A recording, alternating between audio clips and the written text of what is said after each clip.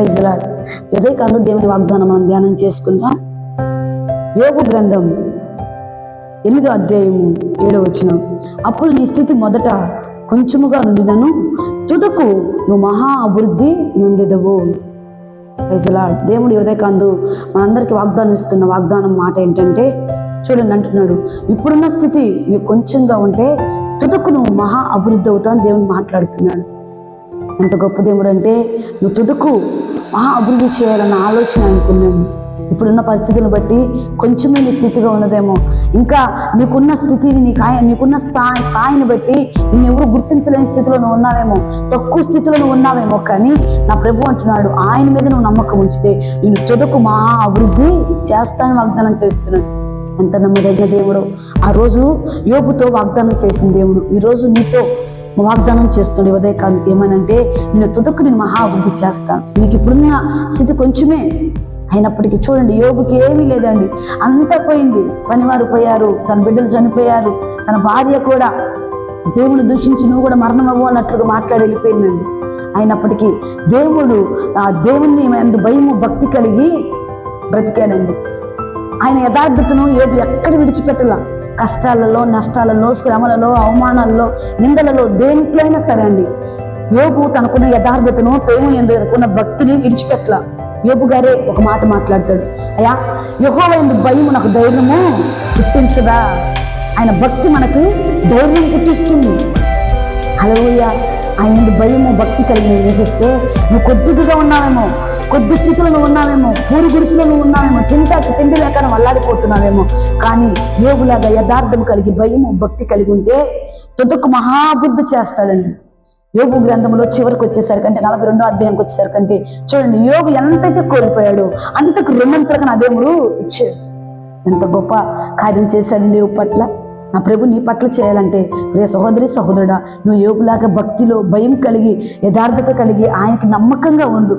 నీ తుదకు నువ్వు ఇప్పుడు ఉన్న స్థితి కొంచెముగా ఉన్నది, లేని స్థితిలో నువ్వు ఉన్నావు, అప్పుడు సమస్యలో నువ్వు ఉన్నావు, రుణబాధలలో, సమస్యలలో, కరువులను ఉన్నావేమో. కానీ ఆయన అందును భయభక్తులు కలిగి ఉంటే నా ప్రభు నీతో వాగ్దానం ద్వారా ఉదయకాలం మాట్లాడుతున్నాడు, నేను తుదకు మహా అభివృద్ధి చేస్తాను. యోబు ఎంతైతే కోల్పోయాడు 42వ అధ్యాయానికి వచ్చేసరికంటే అంతకు రెండంతలు ఇచ్చాడండి దేవుడు.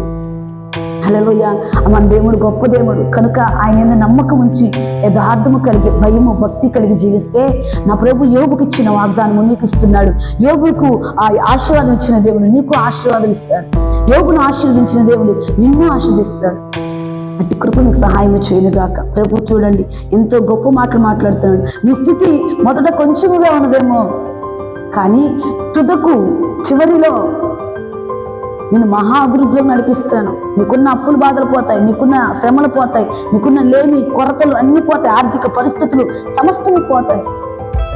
ఎందుకు ఎప్పుడంటే నువ్వు యెహోవా యందు భయభక్తులు కలిగి యోబులాగా జీవిస్తే. యోబుకి ఎన్ని శ్రమలు వచ్చినాయండి, ఎన్ని శ్రమలు చెప్పండి. తన పిల్లలు చనిపోయారు, ఒక్కరోజు చనిపోయారు.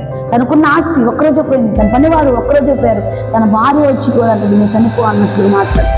దేవుడు నీకు ఏం చేశాడు అన్నట్టు మాట్లాడుతుంది. యోబు నోట ఒక్క మాట అయినాను దేవుని దోషకరమైన మాటలు మాట్లాడినట్టుగా మనం చూస్తాం. ఒక్క మాట కూడా మాట్లాడలేదండి. తన భార్యను అంటాడండి, నువ్వు మూర్ఖురాలు మాట్లాడినట్టు మాట్లాడదు. తన భార్యను కూడా నోరు తెరిచి అనే స్థితిలో లేడు యోబు. ఎందుకంటే ఆయనకున్న భక్తి యెహోవా యందు ఆయనకు ధైర్యం పుట్టించింది. నీకున్న భక్తి మరి దేవుని యందు ధైర్యం పుట్టిస్తుందా? నీకున్న భక్తి దేవుని యందు నీకు ఒక ధైర్యం కలుగు చేస్తుందా? నీకున్న భక్తి శ్రమలలో బయటకు నడవటానికి కృప చూపిస్తుందా? నీకున్న భక్తి ప్రతి లేమిలో కొరతలో కూడా ధైర్యంగా నడవటానికి కృప చూపిస్తుందా? యోబుకైతే ఆ దేవుని యందు భక్తి అంట ఆయనకు ధైర్యం పుట్టించిందంట. అందుకే యోబుతో దేవుడు వాగ్దానం చేశాడు. మరి ఈ వాగ్దానం నీకు కూడా స్వతంత్రించుకోవాలి, నీకు పరిమితి అవ్వాలి, నీకు అవ్వాలి. ఈ వాగ్దానం నెరవేర్చబడాలి అంటే దేవుని భయభక్తులు కలిగి నువ్వు తుదకు మహా అభివృద్ధి నొందుదువుగాక. దేవుడు నిన్ను మహాస్థితిలోకి, మహా అభివృద్ధికరమైన స్థితిలోకి నా ప్రభు నిన్ను నడిపించును గాక. 2025లో నా ప్రభు గొప్ప కార్యములు, సూచక కార్యములు, బలమైన కార్యములు నీ పట్ల, నీ కుటుంబస్తుల పట్ల ప్రభు జరిగించి అటు కృపను, సహాయమును, ఇటు వాగ్దానమును మనందరి పట్ల దేవుని ఉనికిళ్ళు నీరు కట్టి ఫలింపచేసి నెరవేర్చును గాక. Praise the Lord. ఆమేన్. దేవునికి మహిమ కలుగును గాక. ఆమేన్. Praise the lord.